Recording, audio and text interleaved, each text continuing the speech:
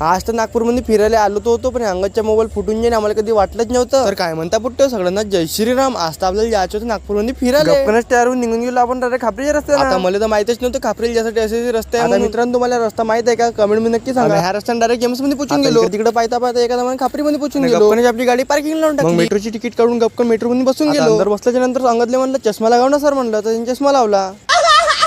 आता इकडला तिकडला नजारा पाहिला ना, एखादा नागपुरात पोहोचून गेलो. मेट्रो स्टेशनच्या बाहेर जात नाही अंगाच्या मोबाईल एखादा हातातून पडून फुटून गेला. म्हणलं टेन्शन नको घेऊ म्हणलं, चाल म्हणलं तुला आता रिपेअर करून देतो. दुकानात चालला गेलो, तिथून डिस्प्ले आणि एखादा आपला मोबाईल सुधरून घेतला. त्याच्या नवीन डिस्प्ले टाकणं आम्हाला 1200 रुपये पडला. ते आम्हाला पडवलं का नाही पडवलं ते कमेंट मध्ये नक्की सांगून द्या. म्हणलं चाल म्हणलं गणेश टेकडी मध्ये जाऊ म्हणलं. म्हणते तुम बोलावर हम चले आहे म्हणते. गपकनी येऊन गेलो आम्ही गणेश टेकडी मध्ये आणि इथं आलो आणि गपकन दर्शन करून घेतलं. सांगितलं म्हणलं बहुत ऊन तपून राहिली म्हणलं, चाल म्हणलं घराकडे लवकर. गपकन बर्डीच्या मेट्रो स्टेशन मध्ये येऊन गेलो. तिकीट काढून एखादा प्लॅटफॉर्मवर चालला गेलो. थोड्या वेळात मेट्रो पण येऊन गेली. मेट्रो मध्ये बसून गेलो आणि गपकन येऊन गेलो खापरीमध्ये. तोंडाला दुपट्टा बनवून टाकला. मेट्रो स्टेशनला बाय करून चाललो आपल्या घराच्या. मित्रांनो तुम्ही माझा व्हिडिओ तर पाहता, पण तुम्ही लाईक आणि फॉलो दोन्ही नाही करत. मित्रांनो तुमच्या लहान भाऊ समजून लाईक आणि फॉलो करून. आजच्यासाठी एवढंच. जय हिंद जय महाराष्ट्र. भेटू असंच नवीन ब्लॉग मध्ये.